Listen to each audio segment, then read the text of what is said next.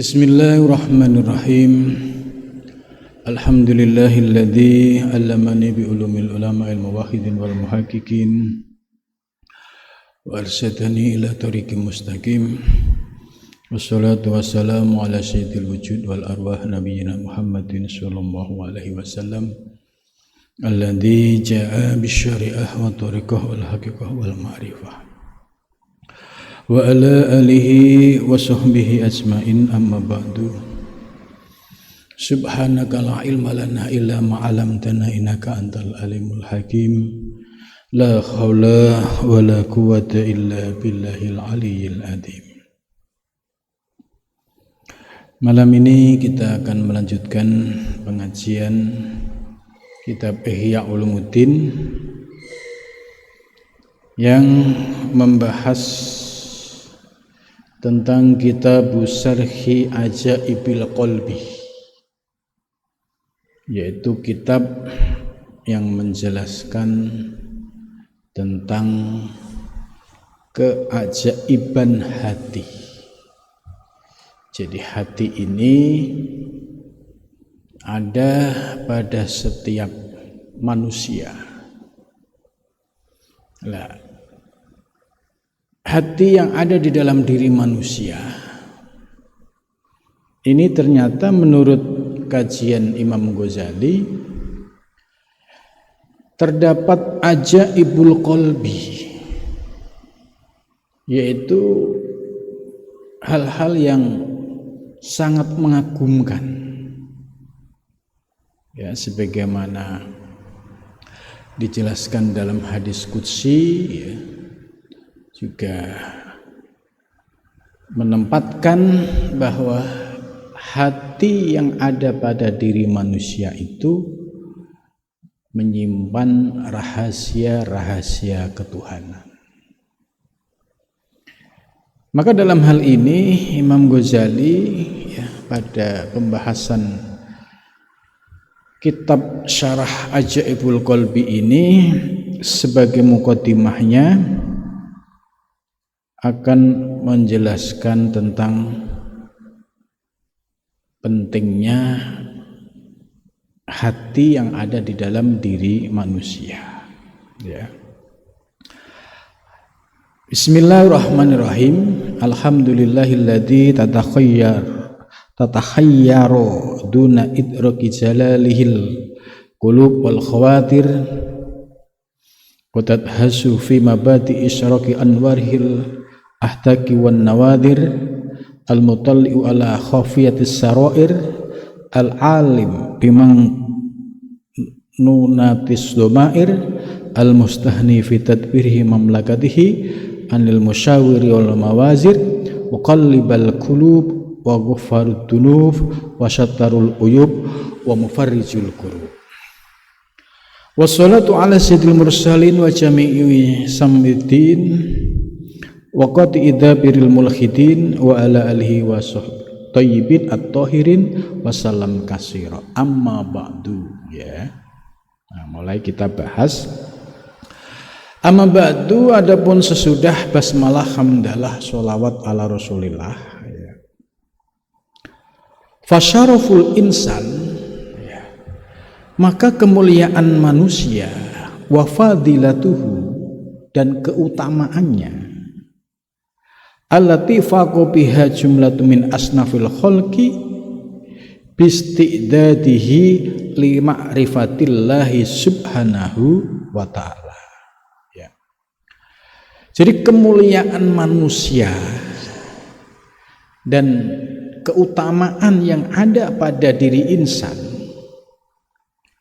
yaitu apabila ada manusia, ada kelompok asnaful khalqi, ada kelompok manusia. Kalau dalam konteks ini, ya, para salik, ya, orang-orang yang menuju Allah atau ahli thoriq, ya, orang-orang yang berjalan menuju Allah, bistidadihi, dengan mempersiapkannya. Jadi mempersiapkan hatinya lima rifatillahi, untuk mengenal Allah subhanahu wa ta'ala. Itu. Jadi mukadimahnya Imam Ghazali jelas bahwa manusia menjadi mulia dan memiliki keagungan karena telah berproses sebagai manusia, yaitu dengan istiqdad, mempersiapkan hatinya yang dahulunya itu gelap gulita, yang dahulunya itu hitam ya karena banyaknya kemaksiatan, kemudian memiliki kesadaran untuk kembali kepada Allah dengan cara bertaubat, kemudian dilanjutkan dengan melaksanakan zikir dan riyadhah mujahadah. Nah, ini yang disebut istiqdad. Jadi persiapan seorang salik ya, yaitu memasuki wilayah pintu taubat ya. Setelah pintu taubat itu dimasuki, kemudian menyempurnakan prosesi pembersihan lahir dan batin. Untuk apa? Yaitu untuk mempersiapkan hati ya. Ibarat hati itu gelas, kalau gelasnya isinya itu ya kotoran, nah tentu akan berikhtiar bagaimana air yang ada di dalam gelas yang dahulunya itu kotor, gelap, bisa menjadi bersih dan jernih. Nah, inilah yang disebut dengan istiqdad lima'rifatillahi subhanahu wa ta'ala. Lah, kenapa manusia kok harus repot-repot istiqdad lima'rifatillah? Karena di dalam ayat Al-Quran ya, Al-A'raf 172 sudah dijelaskan bahwa Allah ini sudah membekali setiap anak manusia itu dengan kemakrifahan, yaitu ketika dikhitab alastu birabbikum ya, apakah aku ini Tuhanmu? Qalu bala syahidna, semua menjawab bala ya syahidna, kami telah menyaksikan. Jadi artinya setiap manusia telah dibekali kemakrifahan mengenal Allah subhanahu wa ta'ala. Maka ketika di dunia ya, setelah ya tadi ibadat dulu hatinya bersih, jernih ya, kemudian berubah menjadi kotor dan jorok, maka proses pembersihan inilah yang disebut sebagai istiqdad lima'rifatillah subhanahu wa ta'ala. Allati hiya fid dunya jamaluhu wa kamalu wa fakhruhu. Jadi kemakrifahan itu nyata di dunia. Ya, jadi kemakrifahan itu nyata di dunia bagi orang yang telah mendapatkan anugerah kemakrifahan. Memandang dunia ya, itu akan nampak jamaluhu, yaitu keindahan wujud tajalli, keindahannya. Ya, melihat segala objek ya di alam semesta, mulai dari laut, ya, gunung, ya, dimanapun berada, selalu pandangannya yaitu memandang Allah, bahwa keindahan-keindahan alam semesta tadi sebagai tajalli, yaitu jamaluhu, yaitu keindahan Allah subhanahu wa ta'ala. Wa kamaluhu, dan sempurnanya ya. Jadi Allah menciptakan alam semesta ya, diberikan fasilitas secara komplit ya, ada bulan, matahari, bintang ya, kemudian di bumi ya juga ada berbagai macam makhluk, semua menunjukkan kesempurnaan Allah.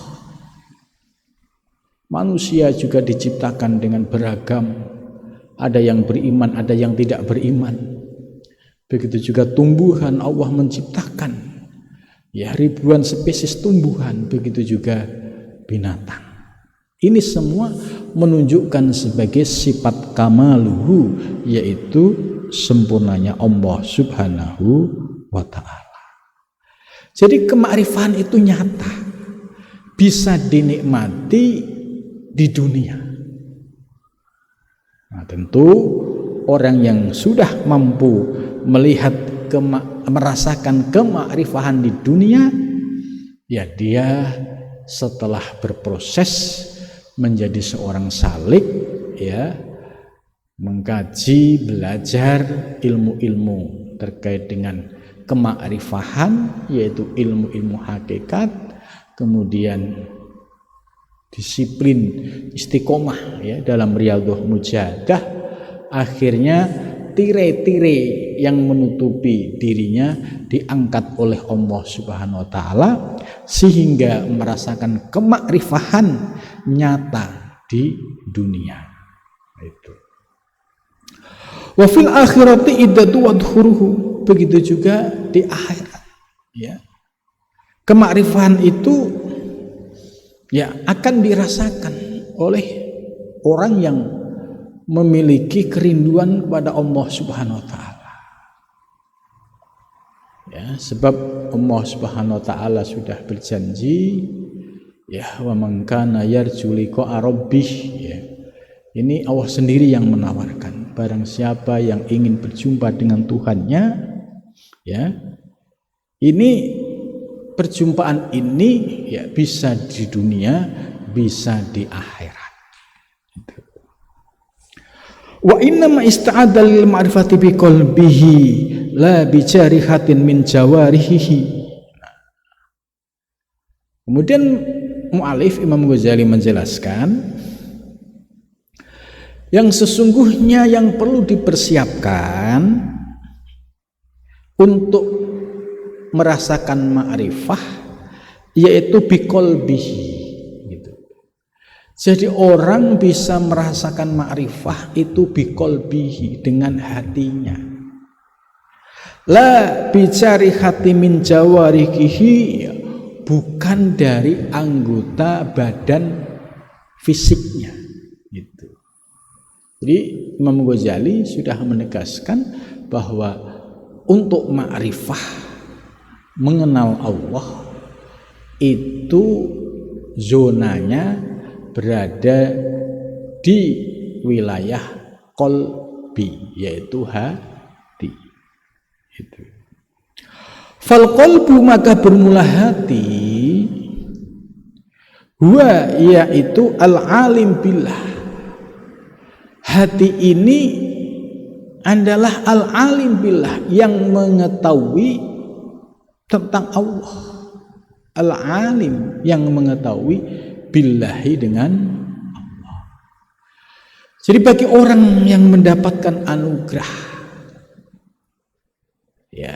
kemudian Allah membimbingnya sampai akhirnya hatinya itu merasakan mukasyafah, tersingkap, maka hati seorang salik yang merasakan kemakrifahan tersebut disebut sebagai al-alim billah, yaitu orang yang telah mengenal, mengetahui Allah Subhanahu wa ta'ala. Lah, untuk mengenal Allah ini billah, dengan kekuatan Allah, dengan anugerah Allah. Itu. Jadi tidak bisa mendekatkan diri kepada Allah itu dengan nafsu. Gitu. Nah, maka dalam hal ini ada kalanya seorang salik itu dalam proses itu mengalami sebuah dinamika. Ketika dia lagi seneng-senengnya zikir, wah, itu seolah-olah zikir berapapun akan dihabiskan dalam sekejap. Karena apa? Karena dia berharap bisa cepat-cepat makrifah. Nah, kemakrifan ini nggak bisa dikejar-kejar. Semua butuh waktu dan proses, dan kemakrifan ini mutlak anugerah Allah Subhanahu wa taala. Ya, proses ikhtiar seorang salik ini hanya sebagai wasilah. Tapi yang hakikatnya memberikan anugerah ma'rifah itu semata-mata Allah Subhanahu wa taala. Nah, maka dalam hal ini seorang salik ya disuruh dzikir ya dzikir, riyadhah ya riyadhah gitu. Keinginan untuk ma'rifah ya boleh, tapi jangan sampai keinginan untuk ma'rifah ini terlalu menggebu-gebu ya, terlalu bernafsu, terlalu berambisi. Sebab kalau terlalu buru-buru menggebu-gebu terus ambisi, iya kalau tercapai apa yang diinginkan. Kalau tidak, kalau meleset ternyata Allah belum berkenan, yang terjadi adalah frustasi, kecewa, akhirnya putus asa. Nah, ini dampak dari orang yang menggebu-gebu, ya, terburu-buru, kemudian pengen cepat-cepat ma'rifah. Jadi tidak bisa ma'rifah itu dikejar dengan hawa nafsu. Wa huwa al-mutaqarribu ilallah. Dan hati itu ya yang bisa mendekatkan diri kepada Allah Subhanahu wa taala. Ya. Seperti seorang hamba, ya sama ada 2-3 orang. Yang satu ya dia beragama Islam, tapi kelasnya ya masih kelas awam. Artinya ya dia sebatas mengenal ya kewajiban-kewajiban sebagai seorang muslim, yaitu sholat.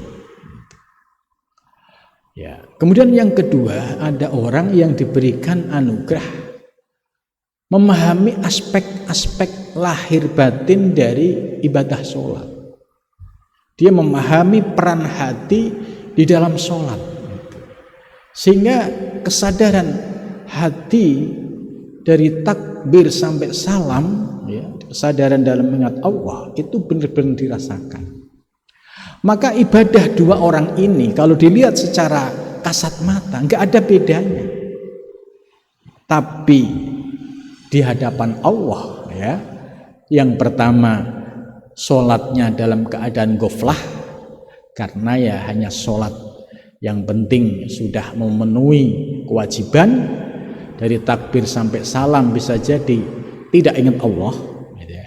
Kalau yang kedua ya sudah memahami rahasia-rahasia batin, dari takbir sampai salam hatinya senantiasa hudurullah.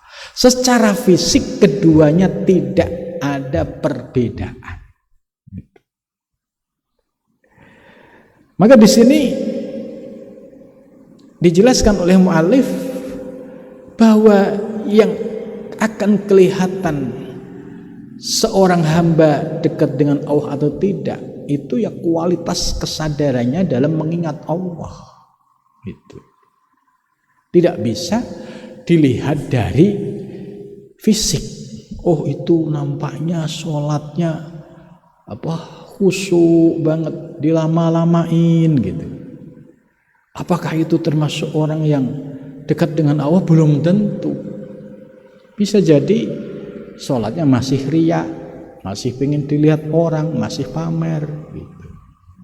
Maka di sini ya untuk melihat kualitas dalam beribadah itu rahasianya ada di dalam hati. Wa huwa al-amilillah, dan orang yang memperoleh anugerah hatinya bersih jernih, kemudian mendapatkan anugerah ma'rifah, itu adalah al-amil ya, orang yang mengamalkan, orang yang bekerja lillahi, karena Allah. Jadi ibadahnya sudah lillah, karena sudah sirna keakuan dirinya ya, sudah tidak ada keakuan yang muncul pada saat ibadah. Semua lebur ya dalam keesaan Allah Subhanahu wa taala. Ini yang disebut al-amil lillah. Jadi semua yang dilakukan berupa aktivitas ibadah itu semata-mata adalah lillah. Wa huwa as-sa'i ila Allah. Dan hati seorang salik yang seperti ini, inilah hati yang sedang berproses, berjalan menuju Allah Subhanahu wa taala. Gitu. Maka perjalanan seorang salik ini ya, kalau dibarengi dengan ibadah yang lurus, yang lempeng, istiqomah itu, pasti dari waktu ke waktu akan merasakan dampak kenaikan kualitasnya. Gitu. Sekalipun ya dilihat tidak kelihatan karena ini sudah persoalan hati. Gitu. Maka orang yang disebut para salik ini, ahli thariq ini adalah as-sa'i ilallah, yaitu orang yang hatinya senantiasa berjalan menuju Allah Subhanahu wa taala. Wa huwa al-mukassib bima indallah. Dan hati ini yang akan tersingkap ya, ibarat hati ini bagi Allah itu ya, kalau disingkap hijab-hijab yang menyelimuti hati, ya bagi Allah mudah saja memberikan anugerah seorang kepada hambanya. Ya, jadi bagi Allah sangat mudah memberikan anugerah, membuka mata hati seorang hamba untuk makrifah, itu bagi Allah sangat mudah saja. Maka bagi orang yang mendapatkan tersingkapnya hijab, ya itulah yang disebut al-mukasyif, orang yang merasakan ketersingkapan bima indallah, dengan segala sesuatu yang ada di sisi Allah Subhanahu wa taala. Ini pentingnya posisi hati gitu ya. Jadi dalam hal ini Imam Ghazali jelas menjelaskan di antara organ dalam diri kita, ada organ di dalam batin yang ada di sebelah kiri ya, ke bawah itu sekitar 2 jari dari susu, itu yang namanya hati sonubari, atau dalam bahasa medis itu liver. Nah, posisinya itu ada di situ. Kemudian wa innamal jawarihu, adapun anggota badan, ya anggota badan seperti tangan, kaki, ya mata, telinga, ini jawarih. Atbaun itu mengikuti. Jadi jawarih, anggota badan itu mengikuti. Mengikuti apa? Mengikuti hati. Wa khudamun, dan ya berkhidmah. Wa alatun, dan sebagai alat. Itu. Jadi posisi hati ya itu memiliki peranan penting, karena anggota tubuh fisik ya, tangan, kaki, semua itu tergantung dari hati gitu. Maka di dalam hadis Nabi ya itu jelas, kalau idza soluhat ya, kalau mudghahnya, gumpalan darah ini yang disebut liver di sebelah kiri itu baik, artinya kualitasnya baik, tidak ada penyakit batin, tidak ada hasud, tidak ada hukut, tidak ada riya, tidak ada syirik, tidak ada ujub ya, itu pertanda hatinya itu sedang bersih gitu. Tapi kalau hatinya itu ya ibarat banyak kotoran ya, karena banyak dosa, banyak hijab itu. Maka gerak-gerik badannya ya idza fasadat ya fasadal jasadu kulluh, maka seluruh anggota badan juga menjadi rusak. Ini kalau fasadat. Hatinya rusak, ada penyakit hasud ya, ada penyakit hukut dendam, ada penyakit riya, ujub, takabur. Itu pasti yang keluar dari lesan, yang keluar dari tangan, yang keluar dari kaki, semua akan tercermin ya dalam gerak-gerik fisiknya ya, apabila hatinya itu dipenuhi dengan penyakit hati. Tapi wa idza soluhat, kalau mudghahnya hatinya ini baik, soluhal jasadu kulluh, seluruh gerak-gerik anggota badan jawarih itu positif, itu baik. Hatinya bersih ya, menolong orang itu ikhlas, senantiasa ya memandang Allah. Ketika dia beribadah ya, ada orang nggak ada orang, semangatnya sama. Begitu juga ketika ngaji ya, hatinya bersih karena yang dipandang hanya Allah ya, tidak menjadikan manusia sebagai ukuran. Karena ada kalanya manusia ini menjadi ukuran. Ada manusia banyak, wah nampak apa itu tasanuknya. Tasanuk itu perilaku yang ya agawi, maksudnya perilaku yang aneh-aneh, yang sebenarnya itu nggak biasa dilakukan kemudian dilakukan karena ingin dilihat oleh manusia. Nah di sini hati memegang peranan penting.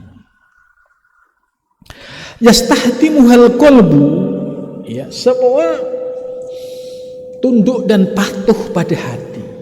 Gitu. Kalau hatinya jernih, bersih, ikhlas, ya ibadahnya enteng, ibadahnya ya karena Allah ikhlas. Gitu. Tapi kalau hatinya banyak riya, ujub, takabur, ya sama, akan terekspresi. Mau sholat gak ada orang, akhirnya gak jadi. Mau ngaji gak ada orang, akhirnya gak jadi. Karena apa? Dia masih melihat makhluk, bukan melihat Allah subhanahu wa ta'ala. Wa yasta'maluha isti'malal maliki lil abdi, dan ya akan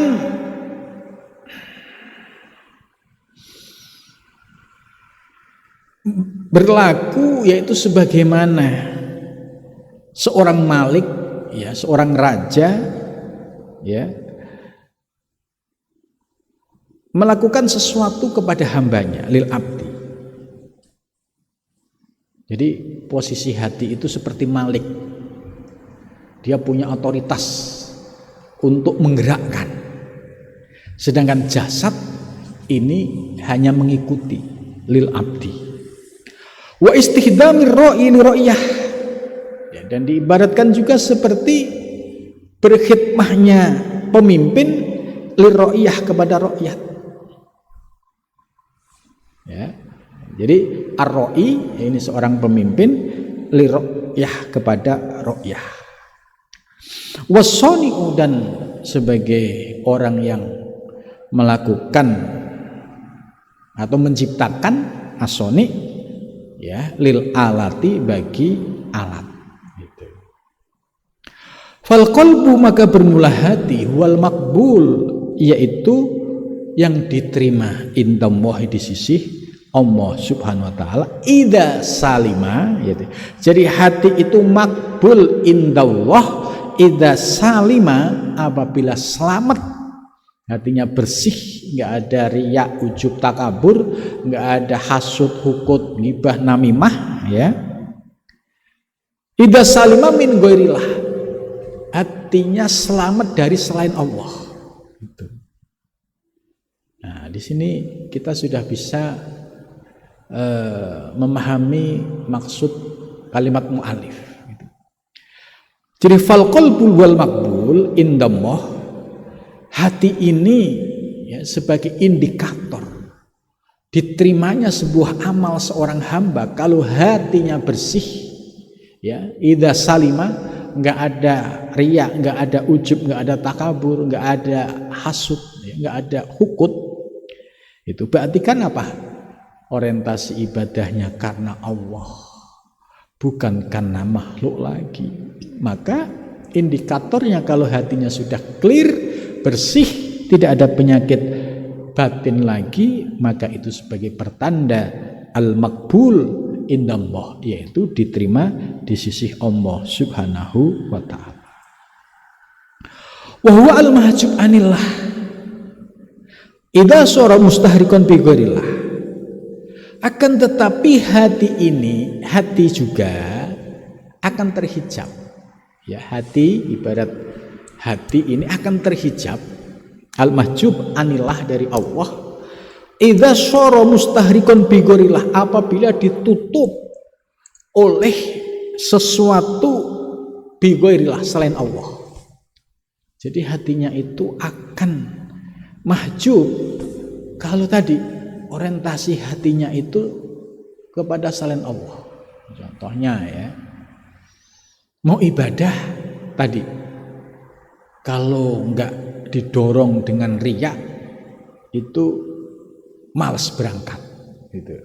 Mau sedekah kalau enggak dilihat orang tidak semangat gitu. Mau nolong orang kalau enggak dipoto, enggak diviralkan, tidak semangat gitu. Ini namanya hati yang terhijab. Sebab apa? Sebab dia bergantung kepada makhluk. Padahal makhluk ini nggak punya daya kekuatan apa-apa. Contoh, kalau dia misalnya bisa melawan, mau melangkah ke masjid ada bisikan riya, ya dilawan. Tidak, aku ke masjid karena Allah, bukan karena makhluk gitu. Tapi kalau ada lintasan, ya pengen gak enak sama tetangga, gak enak sama atasan gitu. Nah ini sudah riya, berarti terhijab gitu. Nah di sini kita bisa mengukur diri kita. Kalau semangat ibadah kita kok sudah merasakan kenyamanan, kenikmatan dalam kesendirian, tidak berorientasi kepada makhluk atau publik, nah itu pertanda hati Anda sedang bersih dari sesuatu selain Allah. Tapi sebaliknya, kalau ada orang dia tidak akan berbuat satu ibadah kalau tidak dipuji orang, tidak dilihat oleh orang, tidak diberikan apresiasi oleh orang. Jadi orientasinya masih dari makhluk ke makhluk. Maka orang yang seperti ini pertanda hatinya masih terhijab, yaitu mustahrikon bi ghairillah. Itu. Wa huwa al-matalib wal mukhattab wa huwa al-mu'atib wa huwa alladhi yas'idu bil qurbi min Allah fayafluhu idza zakkahu. Ya. Jadi hati ini ya terus berproses tadi, dari kegelapan berusaha menjadi terang, dari penuh dosa berusaha menjadi bersih, menjadi jernih. Wa al-mukhatib, dan hati juga sebagai tempat dialog ya seorang hamba dengan Allah. Wa huwal mu'atib wa huwa alladhi yus'idu bil qurbi min Allah wa yafluhu idza zakkahu. Maka orang yang hatinya senantiasa dibersihkan ya, selalu untuk bil qurbi min Allah, untuk mendekatkan diri kepada Allah, Yaitu dengan kata lain hatinya sudah bersih jernih, tidak ada syirik khafi, tidak ada syirik jali, tidak ada macam-macam gitu. Fayafluh, maka dia beruntung, dia sukses. Idza zakahu, apabila dia berhasil menyucikannya. Itu. Fayuflihu ya. Jadi seorang salik disebut fayuflihu, dia akan beruntung, dia akan sukses, dia akan menang.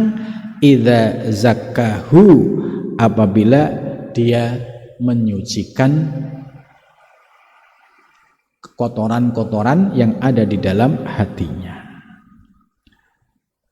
Wa walladhi yuhibbu wa yasqa idza dansahu wa dasahu.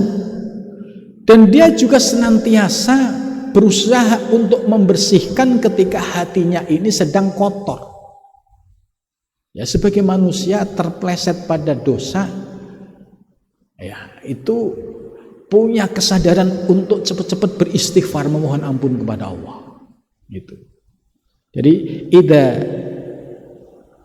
tanassahu wa dasahu wa huwa al-muti bil haqiqatillah. Dan hati ini ya, yang memiliki ketaatan secara hakikat lillahi, kepada Allah subhanahu wa ta'ala. Wa innamal ladzi yantasiru alal jawarih minal ibadah anwaruhu. Sedangkan yang nampak dalam jawarih anggota badan, ya tangan, kaki, lesan gitu, yaitu anwaruhu, cahayanya. Maksudnya kalau hatinya bersih, ya omongannya itu ya pasti menunjukkan kualitas hatinya. Kalau hatinya nggak ada hasud, pasti omongannya juga bersih. Kalau hatinya nggak ada riya, pasti ajakannya juga karena Allah itu. Jadi akan terlihat ketika hati ini jernih, maka yang keluar pun akan menunjukkan kualitas dari hatinya. Jadi anwaruhu ini ekspresi dari kejernihan hati, ya. Ketika hatinya bersih, mudah untuk melaksanakan ibadah karena Allah, mudah menolong kepada sesama manusia karena Allah itu. Karena hatinya selalu diliputi, ya merasa diawasi oleh Allah subhanahu wa ta'ala. Wa huwal asi al-mutamarrid Allah ta'ala wa inna masari ilal a'dha'i minal fawaqis asaru. Nah, sedangkan hati yang digunakan untuk maksiat, ya, hati untuk maksiat itu artinya hati yang digunakan, arti anggota fisiknya, ya seperti tangannya melakukan kemaksiatan, langkahnya melakukan kemaksiatan, lesannya melakukan kemaksiatan, itu semuanya akan berefek kepada ilal a'dha, yaitu al-fawaqis asaruhu. Akhirnya muncul kalimat sumpah serapah, akhirnya ya mudah mengumpat, mudah mencaci, mudah mencela gitu. Jadi kalau ada orang kok lesannya mudah mencaci, mudah mencela, itu sudah pasti hatinya dipenuhi dengan kotoran-kotoran, yaitu hasud, hukut, yaitu dan penyakit-penyakit hati lainnya. Tapi kalau orang kok lesannya itu yang keluar adalah ajakan kebaikan, menenteramkan, meneduhkan, itu pertanda bahwa hatinya juga dalam keadaan bersih dan jernih. Jadi asaruhu, pengaruh dari hati yang kotor yang digunakan untuk maksiat tadi, itu pasti ekspresi keluar dalam gerak-gerik maupun ucapan, ya gerak tangan, gerak kaki, itu akan menjadi bukti asaruhu, yaitu sebagai indikator kualitas hatinya. Oh, yang keluar adalah kalimat-kalimat cacian, ya berarti hatinya kotor. Yang keluar adalah kelembutan, ya menenteramkan, ya berarti hatinya itu dalam posisi ya jernih dan bening gitu. wa bi itlamihi wastinarihi taduharu mahkasulud dhahir wa masawihi. Jadi kalau hatinya benar-benar jernih, bersih, yaitu akan tadharu, nampak mahasinud dhahir, kebaikan-kebaikan secara ekspresif, ya. Itu akan nampak, akan baik, akhlaknya baik, ya, perilakunya baik, ya, muncul akhlakul karimah itu.